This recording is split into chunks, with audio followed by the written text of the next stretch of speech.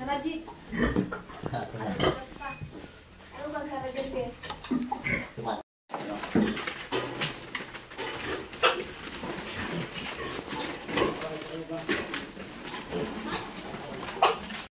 So, good morning mga kakoral. So, nandito tayo ngayon sa Herradora's Hog Farm dahil 30 days na yung ating mga biik simula nung ipinanganak, and ito yung time na magwawalay tayo conventionally.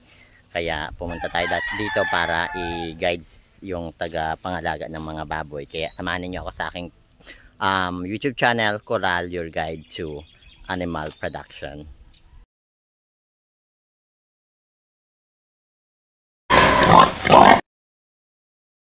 So ito mga kakoral, 30 days na ngayon ang ating mga biik at kailangan ng iwalay para ma-sure talaga natin na yung paglalandi uli ng kanilang inahin ay bumalik ng mabilis din.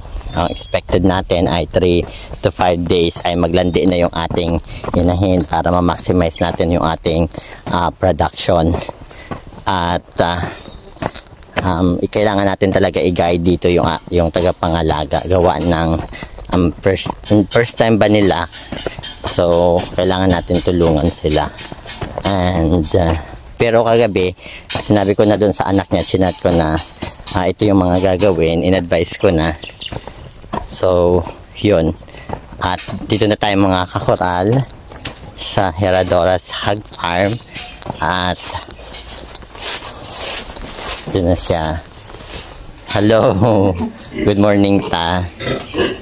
Kamusta? Aroy, nag-awas-awas ang tubig dyan. Nag-awas niya ang tubig. So ito na mga kakoral ang ating mga biik. Yan, so 30 days na. Aroy, nag-awas ang tubig. Ito si Kuya Franco, yan yung taga-alaga dito ng ating mga biik. At saka ito si ate, kanyang asawa. So, start na tayo. So, ngayon mga kakoral ay mag-aawat na kami ng ano. Ang ilalabas natin dito ay inahin. Iiwan natin dito yung ating mga biik. Ang gabi ay katin dito na parang biyak. So, I hope maging successful tayo. Yan. Kaya na tayo. So, Paguributan kaya ng pizza na.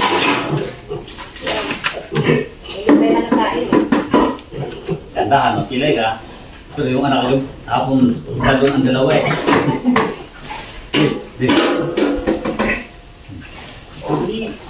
Wala na lang pizza. Akin nga alam. Pa-singkin natin. So, Parang Jet. tundan mo kami sa Baba. baba yan. Dahan-dahan lang. Medyo mataas kasi ang kanyang ano eh. Oo, kilay ka. Saglit.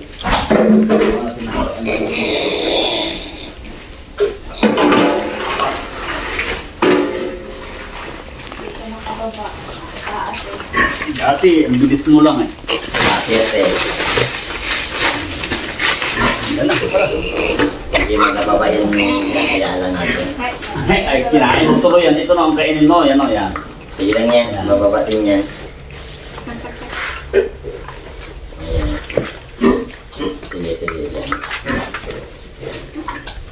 Sige lang po. Mababatin yan. Huwag lang pertahin.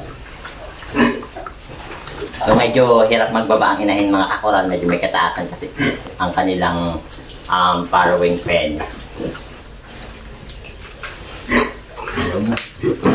Dito ng banda, kaya dito lang po. Para makita nyo lang. Yan. Pakita yan. Dati ang bilis ko niya. Pinalabas niya. Sige lang po. Bili kang mga magtalo.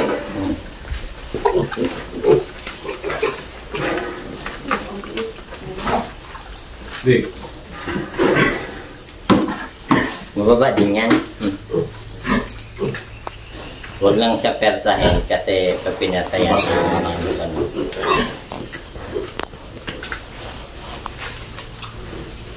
magaluhod yan minsan, nagaluhod yan eh. Pero dati sir, nung buntis pa yun siya, bilis yung bumaba dyan. Huwag niyo marangan ako ng anan nyo. Talagyan pa yung pagkain ng mga biik.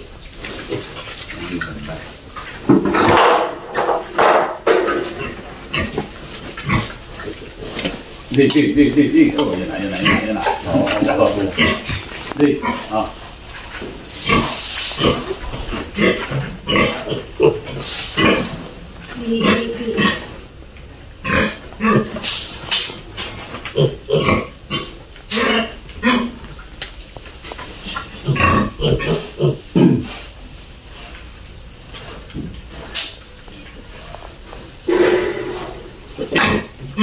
Labo. Nahiyang, ayaw bumaba. Sige, mababa din yan. Nagutom na yan eh.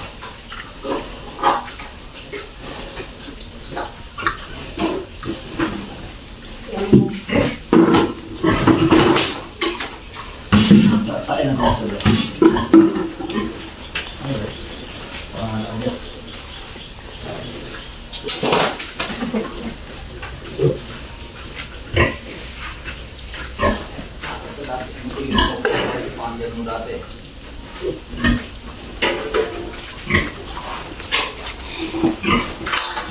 Baka na alam mo dito oh.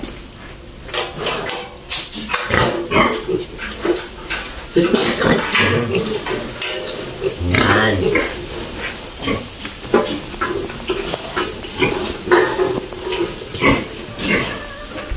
Ginawa ng nila sa babae sa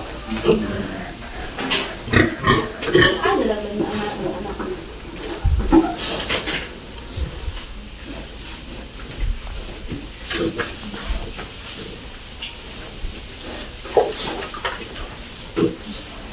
So medyo may kahirapan talaga dyan mga kakoral na bumaba si Franca itong ating inahin kaya medyo natagalan ang ating wawalay paglilipat sa kanya doon sa kanyang kulungan na paglalagyan habang hinihintay natin na siya ay muling maglalandi. At kung kayo pala mga kakoral ay may katanungan about sa pagwawalay ng biik, pwede ninyong bisitahin ang aking YouTube channel, Coral, Your Guide to Animal Production, dahil gumawa ako ng isang content before regarding sa pagwawalay o weaning at yun ay makatutulong sa iyo ng malaki lalong-lalo na kapag ikaw ay bago pa lang sa mundo ng pagbababoyan. So ang ating ang inahin nga pala ngayon mga kakoral ay hindi natin ito papakainin ng buong isang araw nang sa ganun ay mawala or mamatay yung production ng milk niya nang sa ganun ay manumbalik ang kanyang paglalandi. Siyempre given na bibigyan pa rin natin siya ng mga kailangan natin yan na kordahin the next day.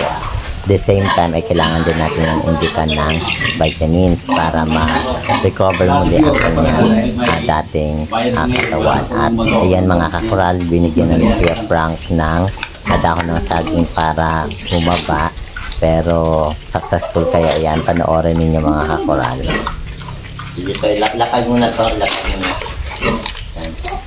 So, pero ayaw pa rin talaga mga kakoral ni Franca bumaba. Kung makikita kasi ninyo, medyo mataas ang level ng kanyang farrowing pen dito sa pinakasahig. Kaya medyo alanganin siya or naaalangan siya na bumaba. At kung makikita ninyo, yung dalawang baboy na yan, mas gusto pa nila na sila yung bumaba. Pero kung mapapansin din yung mga kakoral ay kumakain din ng feeds itong ating biik. So hindi po pwedeng ganyan. Kailangan po yan ay kunin gawa ng baka maapektuhan ang kanyang digestive system lalo na sa weaning pa naman tayo na sa weaning stage. At kailangan natin ingatan ang ating mga biik kasi medyo ito ay napaka critical ito sa sa pagbababuyan ang wawalay. Kaya kailangan natin ingatan ang ating mga biik sa pagkain, sa environment, sa inuming tubig. Napakahalaga na i-monitor as always na sa ganun ay hindi sila magkaroon ng tinatawag na diarrhea na talagang ay hindi siya madaling kontrolin. So ayun mga kakoral, nag-decide na lang kami na doon na lang siya padaanin sa Philippines. Nilagyan namin lang muna ng video, pero nilagyan ko lang ng sako yung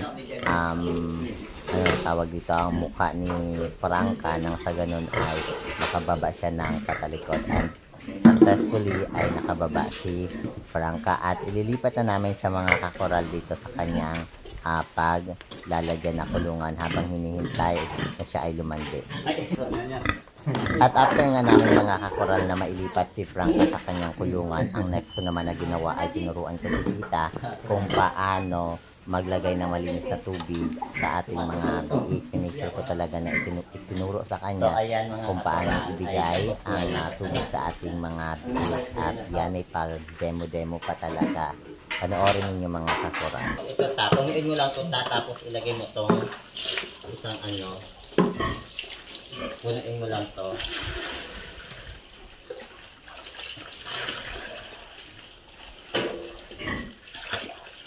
Tapos ilagay mo ito isang sachet na tubig. Ay na aquado. Araw-araw po ta ha? Paano lang Sa umaga din. Sa umaga palitan mo din ito.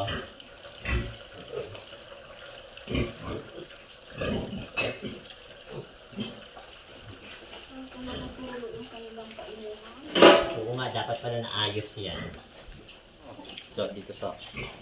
Tapos lipat mo dito.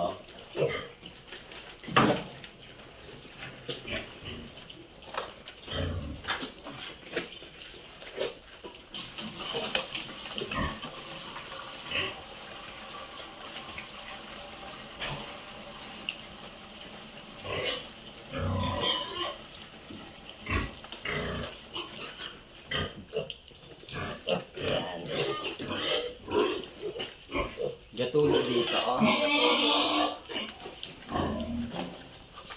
Okay lang yan. So, yan. So, tamahan ko dito. Tapos, itong inahita, tubig na ilagay ninyo ha.